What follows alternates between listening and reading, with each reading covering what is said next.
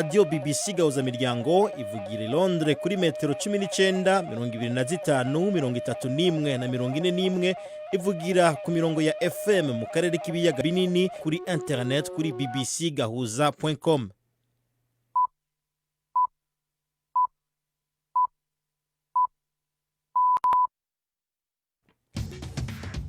Ubu ni saa 10 n'igice ku saha mpuzamakungu ya GMT, isaha 12 n'igice mu Rwanda no mu Burundi. Muri studio muri kumwe na Robert Patrick Misigaro.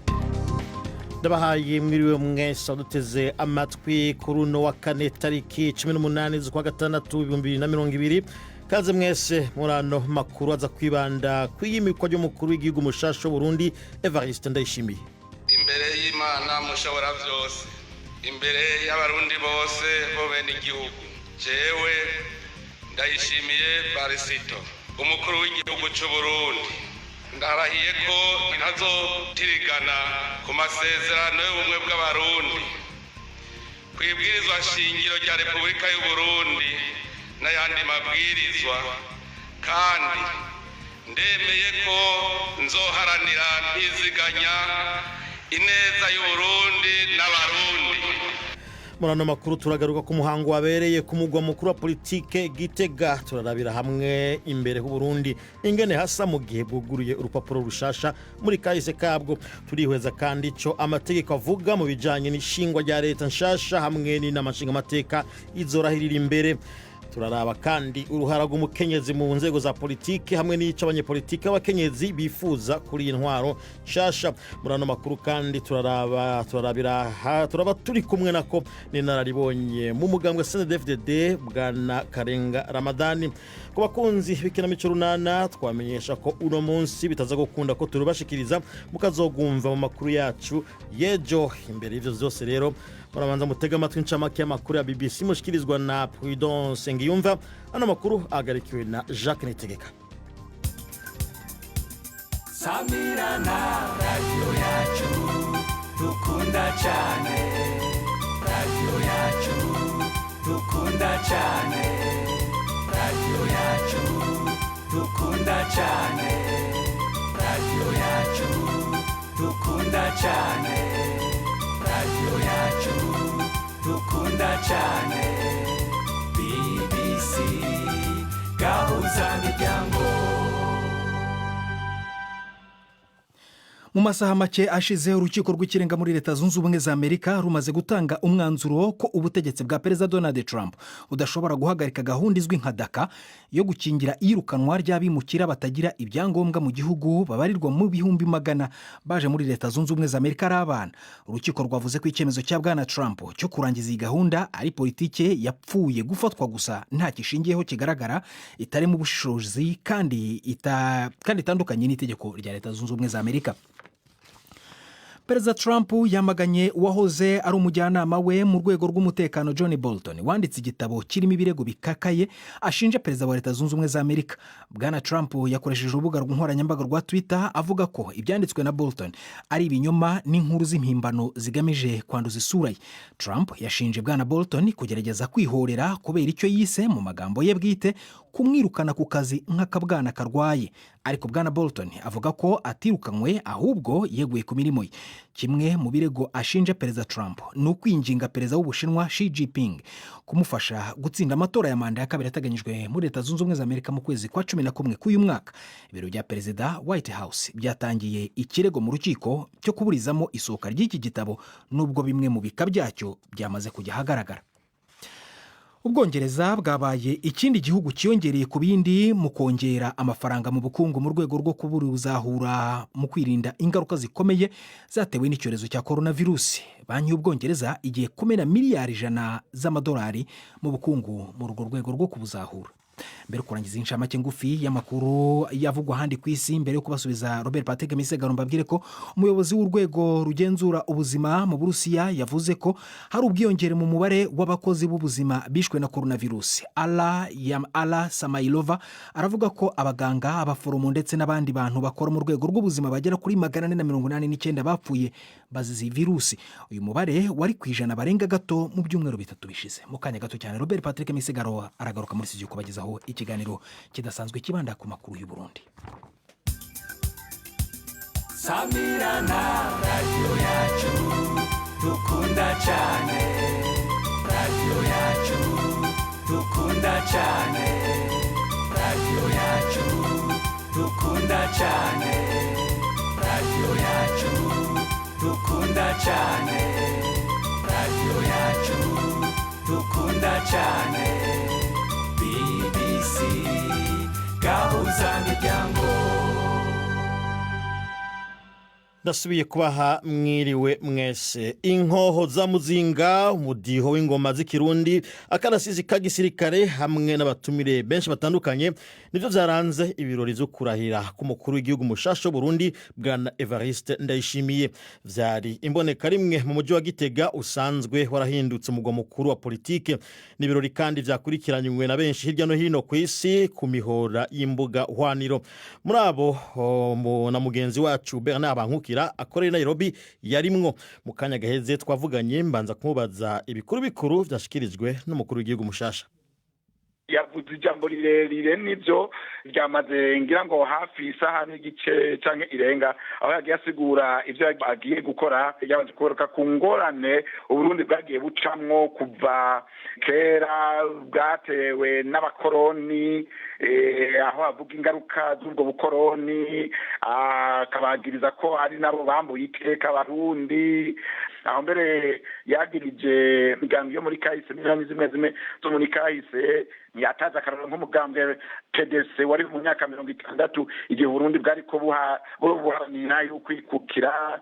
Aravuga urunani ya DC kibiri rwashinzwe mu 2010 hamwe n'urunani Senarede washinzwe n'abanyepolitiki bahunze igihugu mu njyane zo mu 2015. Byose bikerekana yuko ngo hariyo Abarundi bari bakigira ku mohe y'abakoroni. Iyo migambi yadondaguye yavuze ibintu byinshi cyane azorangurira Abarundi, ibintu bishingiye ku mibereho myiza, kurwanya ibiturire, gutsimbataza amahoro, gukomeza ibiganiro hagati y'Abarundi bose atanumwe avuyemo, harimo mbere ngo abanyamigambwe. Yaravuze yuko hariho ngo n'imigambi myiza yashimye yashikijwe nabo bahiganywe mu matora aheruka, avuga yuko bibaye ngombwa azobegera kugira ngo babiganire. Ko rero nivyo twoshobora kuvuga kumbure muri make mu majambo yagiye ashikiriza.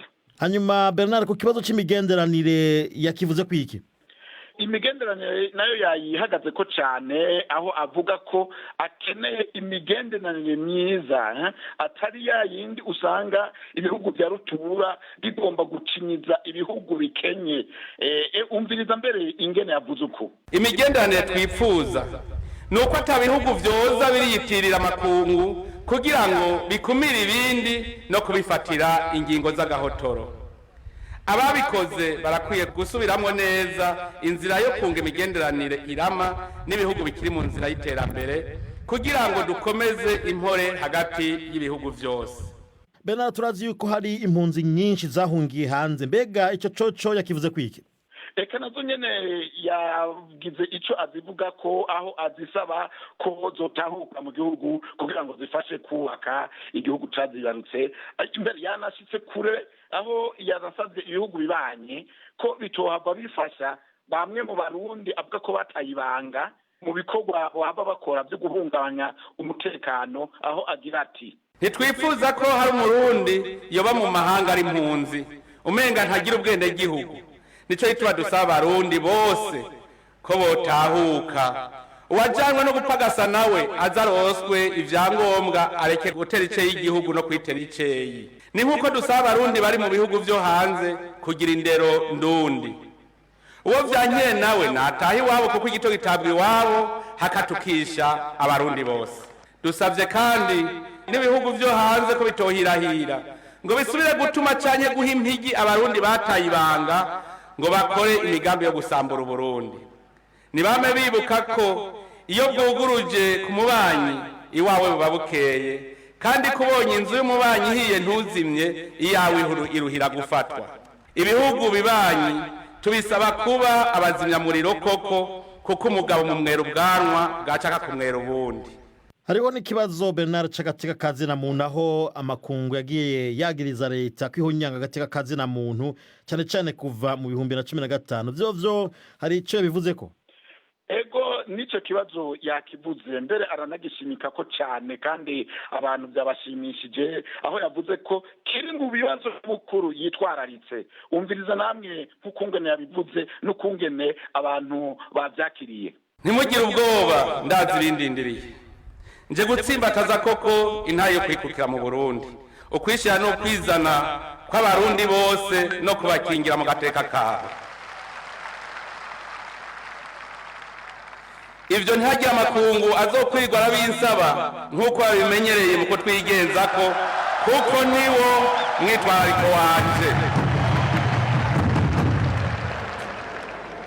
Bernard, tumenyere ko ibirori nk'ibi usanga vyitabwa n'abakuru b'ibihugu bitandukanye, hari abashoboye gushika mu bashyitsi twashoboye kumenya yuko bashyitse nta mukuru w'igihugu yashoboye gushika baba bavuye kure cyane aba hafi uretse abakuru b'ibihugu bamwe bamwe barungitse ababaserukira muri ivyo birori. Aha twavuga nk'igihugu ca Tanzania carungitse icegera c'umukuru w'igihugu Samia Suluhu ari kumwe mbere na Jakaya Mrisho Kikwete yigeze kuba arongoye ico gihugu, mbere akaba avugwa yuko yagize uruhara runini cyane rwose mu biganiro by'amahoro mu myaka y'ibihumbi bibiri.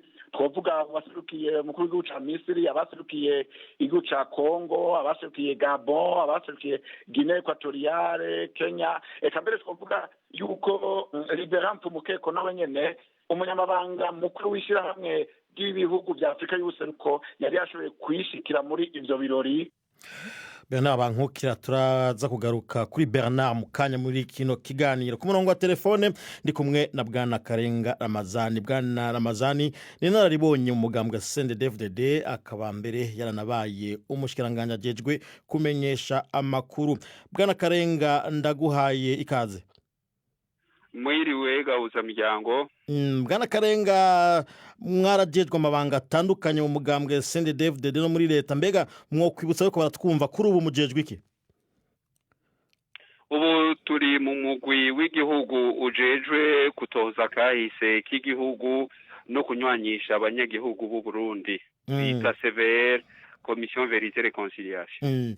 Perezida Evariste Ndayishimiye yashikiriye amabanga uno munsi, mwarakoranye kuva kera. Benshi bavuga ko ari umuntu ashikana iryo avuze, uko ivyo abarundi bovyizera? Jewe mu bantu bemera ko azodushikana kure ndimwo, kuko twaragendanye mu bintu vyinshi, ariko no muri leta igihe twari tujeje ubushikiranganje bukumenyesha no guhanahana amakuru yari umushikiranganje w'intwaro yo hagati n'umutekano, hanyuma akaba yaranabaye muyobozi mwishikira mu biro vy'umukuru w'igihugu, akaba narongoye ibiro vy'igisirikare n'ibisata bitandukanye vy'igihugu, kandi akaba yaranarongoye umugambo CNDD-FDD uri ku butegetsi. Nukuvuga rero kuri ivyo no mu mishikirano cyane cyane yararongoye umugwi ukomeye, umugwi wa politike mu mishikirano yaciye yihera ku masezerano yo guhagarika intambara hagati ya leta yahora no mu hari CNDD-FDD mu mwaka w'ibihumbi 2003 ukwezi kwa Munyonyo.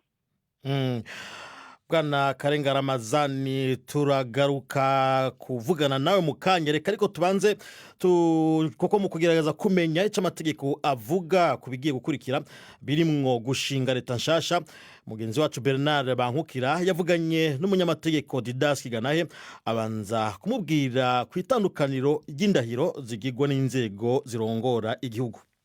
Indahiro ya perezida iratandukanye n'indahiro ya bashikiranganje, n'indahiro ya premier ministre, n'indahiro ya vice president.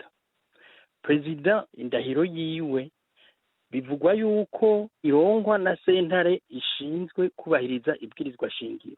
Ahandi naho ugiye ku ngingo y'126 be n'ingingo y'138 bavuga yuko vice president na guverinoma indahiro yabo irongwa na sentare ishinzwe kubahiriza ibwirizwa shingiro, bakarahira imbere ya perezida be na parlement.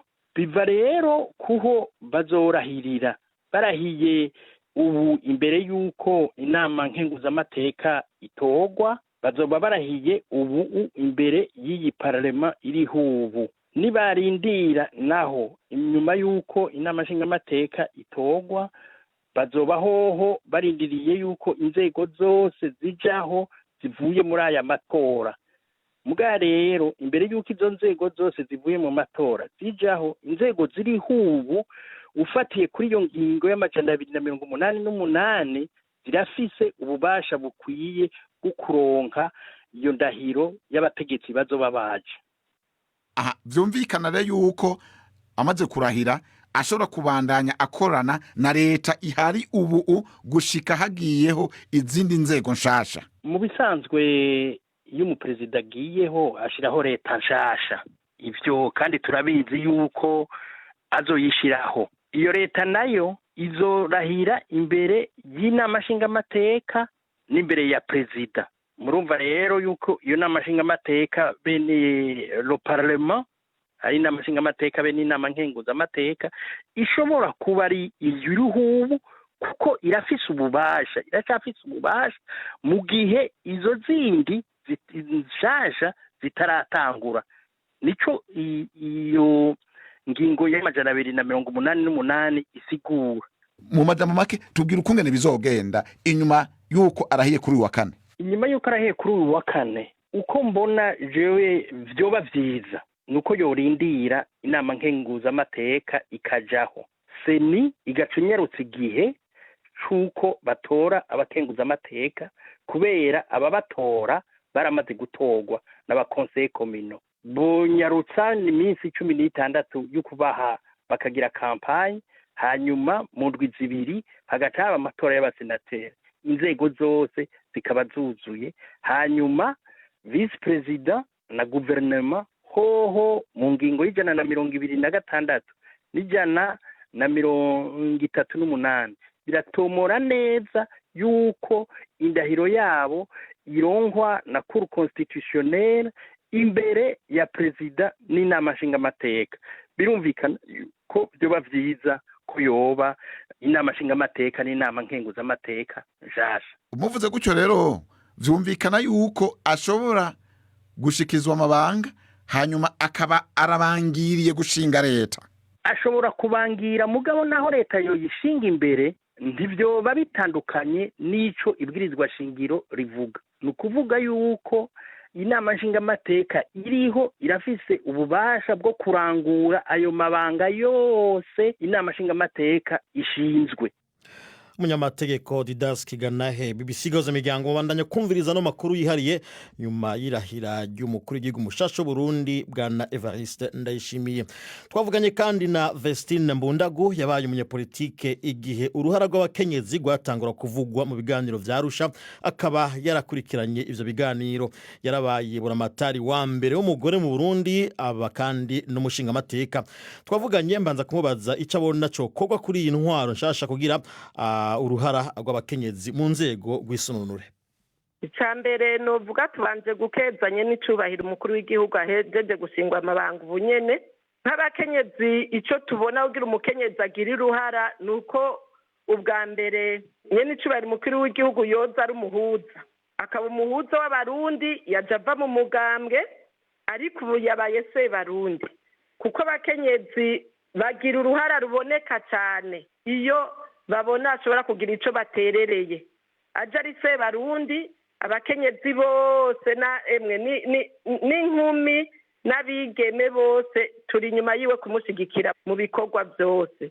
Icya kabiri nuko tubona kugira abakenyezi bagira uruhara muri izo nzego nk'uko ukimbagije, nuko twahorana ibiri mu ibwirizwa shingiro, mbere ashobora no kurengereza, kuko bavuga niburi mu nzego agiye gushinga yo kwibuka ko abakenyezi n'abigeme bafise uruhara runini cyane mu iterambere, bakaronka ikibanza kibereye mu nzego zifata ingingo kuva mu nama shikiranganzi, kuko inama nshingamateka na nkenguzamateka ziratorwa, aho twahorana ibice bidashika 30% mu nama shikiranganzi, harya nyene hariya hejuru ku mutwe hafi y'ibiro vyiwe tukabona hariya abakenyezi, kandi abakenyezi b'indyamunyu bashobora gufasha mu iterambere iterambere ry'igihugu batibagiye n'abakenyezi.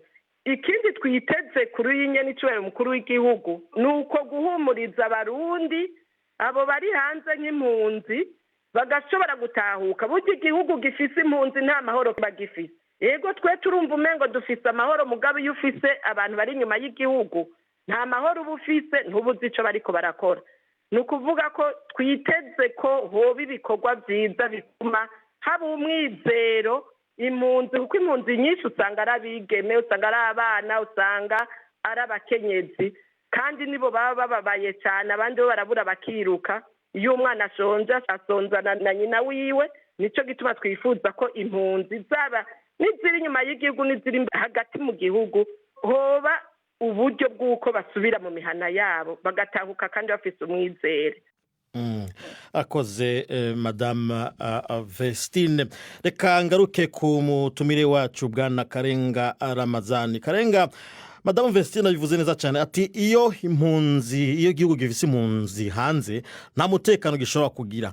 Muri CNDD-FDD benshi no bari mu nzego unyi barabaye impunzi, kandi koko nta mutekano wabaye mu gihugu gushika ivyabaye vyarabaye muravyibuka.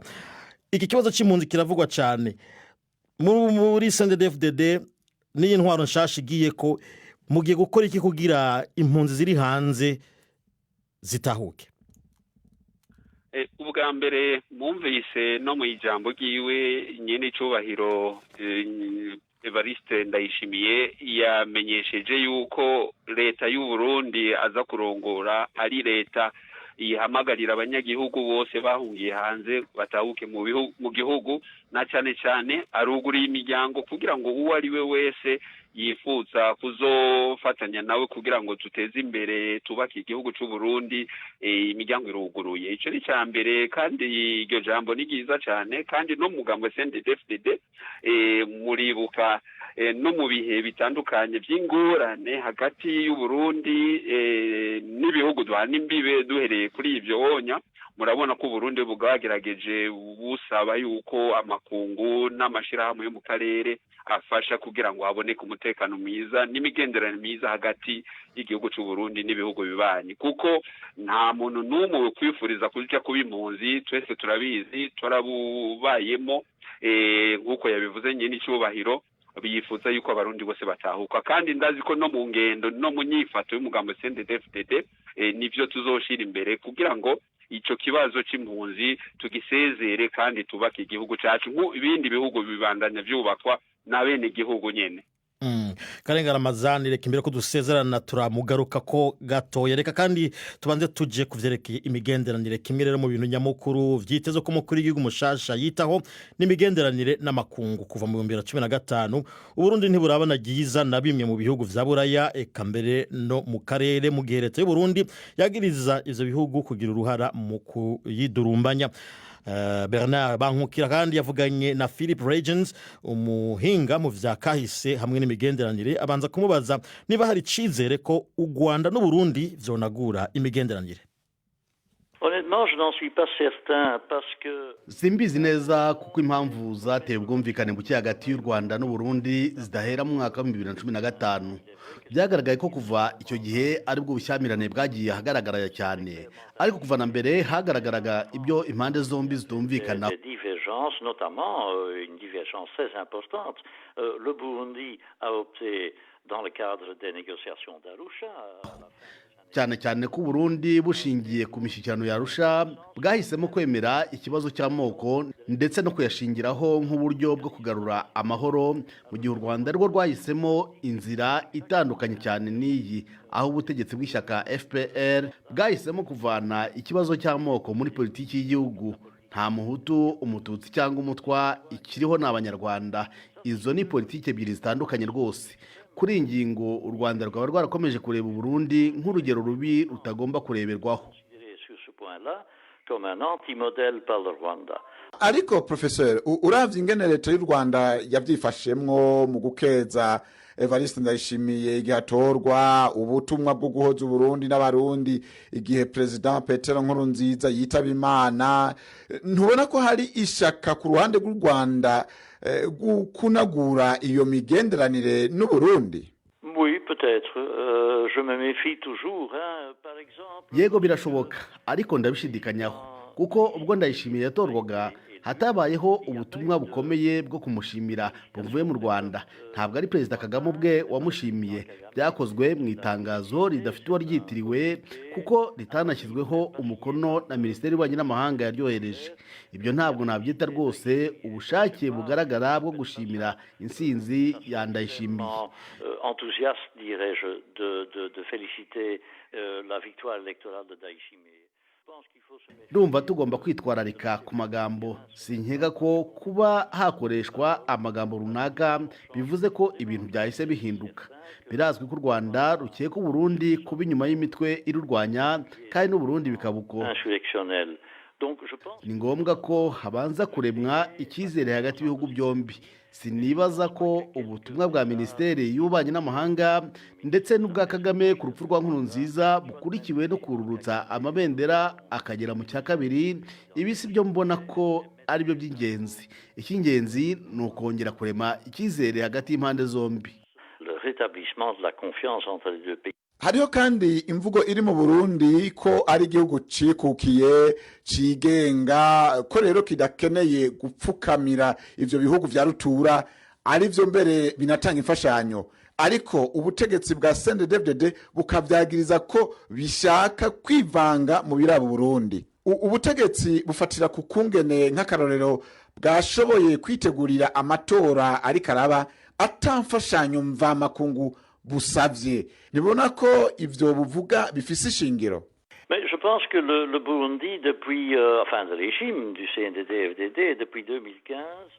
Ariko ndakeka ko ubutegetsi bwa CNDD-FDD kuva mu mwaka wa 2015 bwaranzwe na politiki yo kwishyira mu kato. Bwagerageje kwihagararaho kuko nubwo bwafatiwe ibihano byo mu rwego rw'ubukungu ku bukungu bwari busanzwe bujegajega, twavuga ko Burundi bwagerageje guhanyanyaza. Kuba bwarashoboye gutegura aya matora nta nkunga y'amahanga bubonye, mbona atari cyo gikomeye. Relativement peu important, mais il faut voir maintenant le prix que donnera le nouveau pouvoir au Burundi. Ahubwo icy'ingenzi ni ukureba ikiguzi bizasaba umukuru w'igihugu mushya kugira ngo yongere kugarura imibanire myiza. Kandi uyu mubano mwiza mbona ushobora kugaruka mu gihe Burundi bushoboye kwereka amahanga ko bwiteguye gutera intambwe nshya.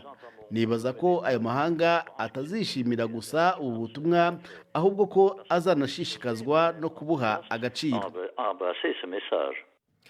Philippe Regens, ngaruke ku mutumire wacu Karenga Ramazani. Uwo munyakahise Bwana Ramazani ati no kuraba ikiguzi umukuru w'igihugu mushasha azoshira ku migenderanire n'amakungu.